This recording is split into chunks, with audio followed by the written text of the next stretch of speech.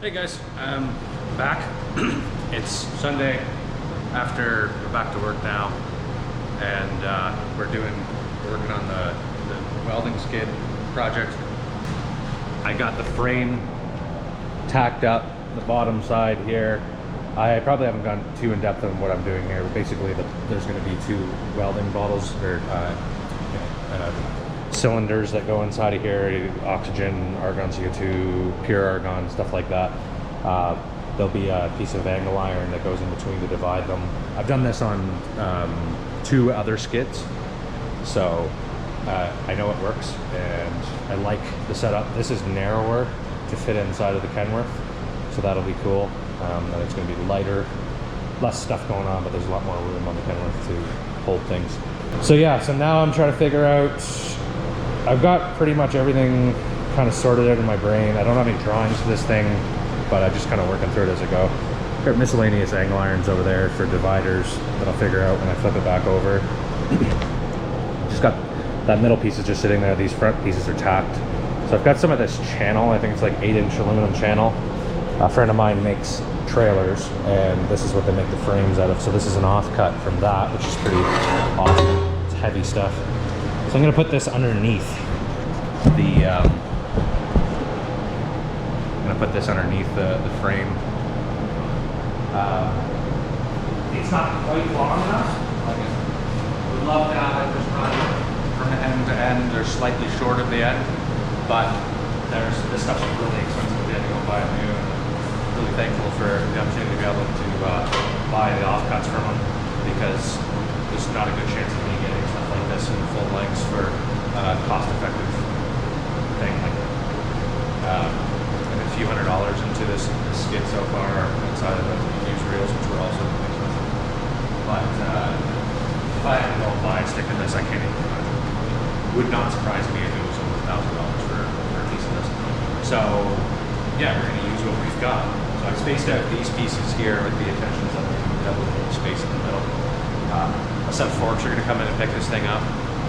Realistically, there's only going to be like 2 feet of fork in this to lift it up. It's not very heavy. And there's going to be the workbench on the back of the truck to contend with. So you're going to have to drive the skid steer up and stop at the end of the workbench and just grab them, lift the thing out, and then pick it up, like get back in a little further.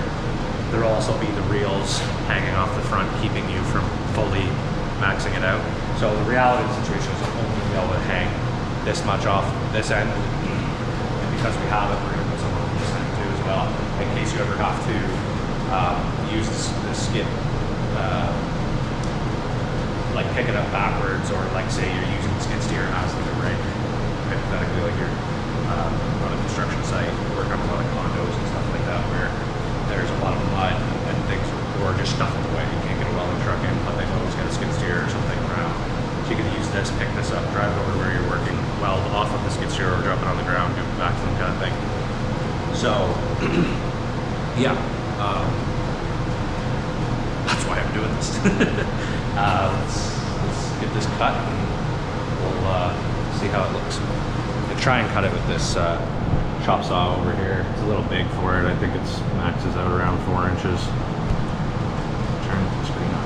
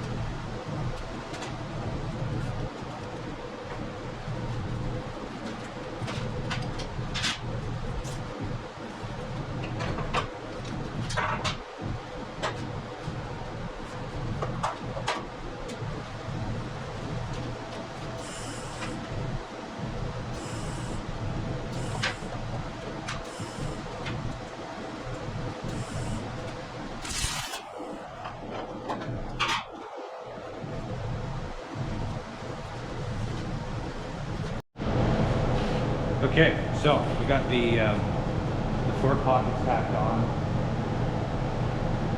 The spacers for them to sit on all cut out.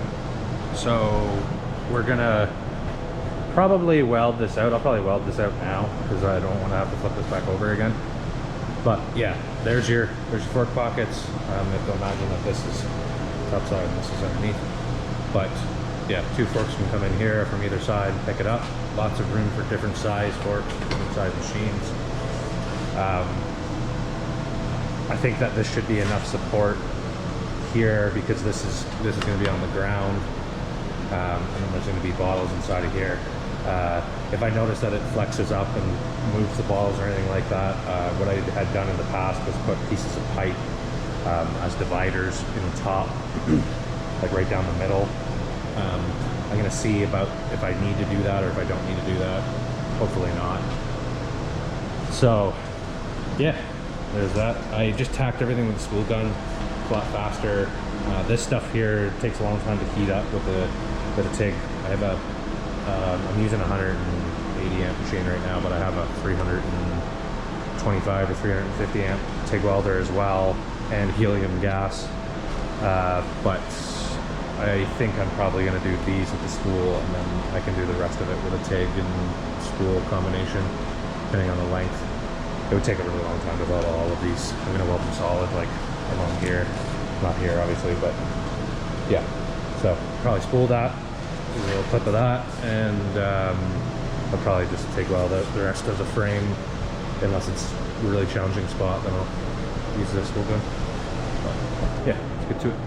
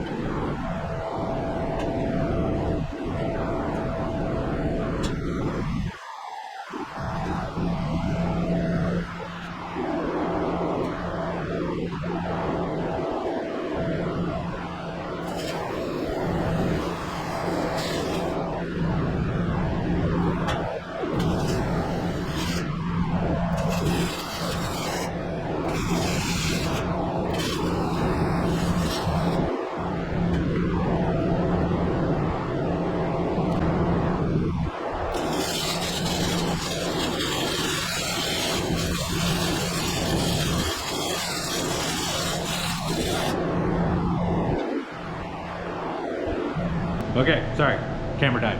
I got it flipped over, fully welded it out. Very stoked on how it looks. Sitting right side up and everything. So, just gonna get behind the camera and show you guys. So, I still have to put a top piece up there. You can tell that the two poles are not in line with each other 100%. It's just because it's welded down there and there's nothing up top, but I have a piece to go in there. I have the tops capped, and I still want to cap the bottom right there. And I cut them an 1/8 inch short so I could cap them. But if you take that out of the equation, I am very excited about how it looks so far. I know that it'll look a lot different once there's a machine on it, but I like the vibe so far. Thankfully, I think my next thing is probably going to be putting the bottles underneath. Thankfully, I have done this more than once, so I don't actually have to manhandle the bottles up there. The bottles that I run are, I don't know what the letter is. It probably isn't the same everywhere. They're about, they look like that, right there. They're about, I don't know, shoulder height. I'm 6 foot or so. And they probably, I'm not a particularly strong man, but they probably take 90% of everything I've got to get them up and into the truck. I use a skid steer a lot to do it. I'll lay them on flat, or I'll have my buddy Tyler give me a hand. We're swapping them, I don't know, a couple times a week, so you try and come up with efficient ways to do it.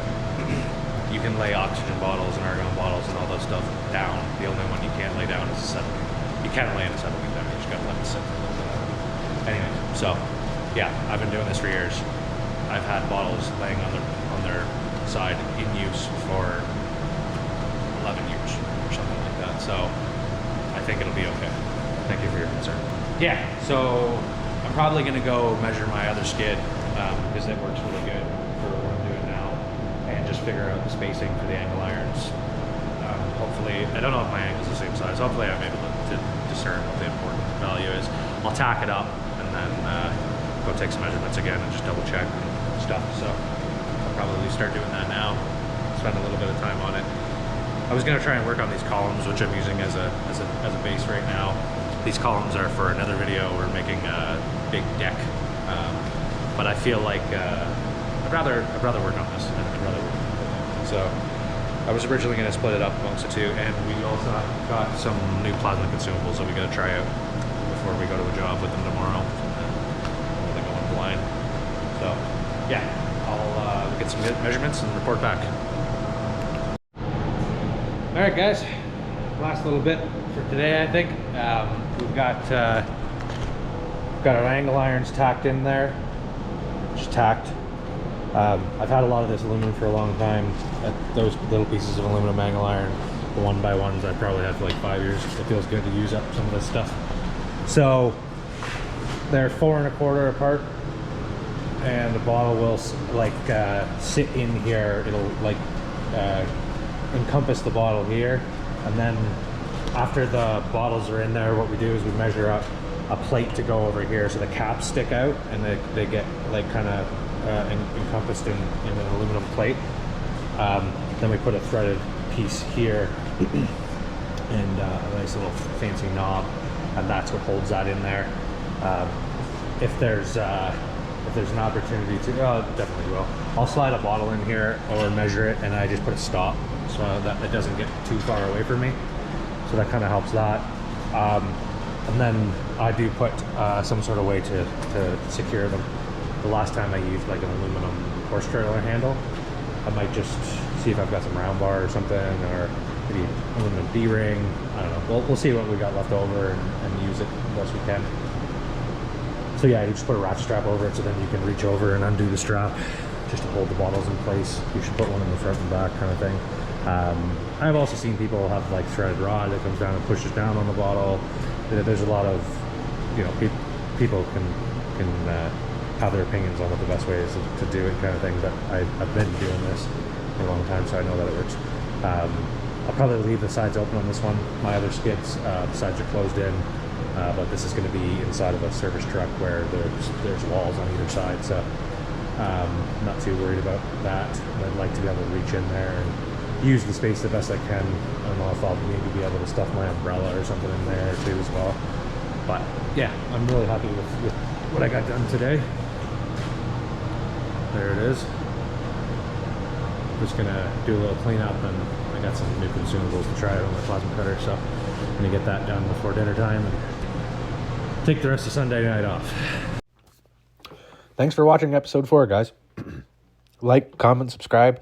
If you have any questions, feel free to put them down below. I'm happy to answer them. Yeah, subscribe if you haven't, and if you have, I really do appreciate it. Yeah, stay tuned for episode 5.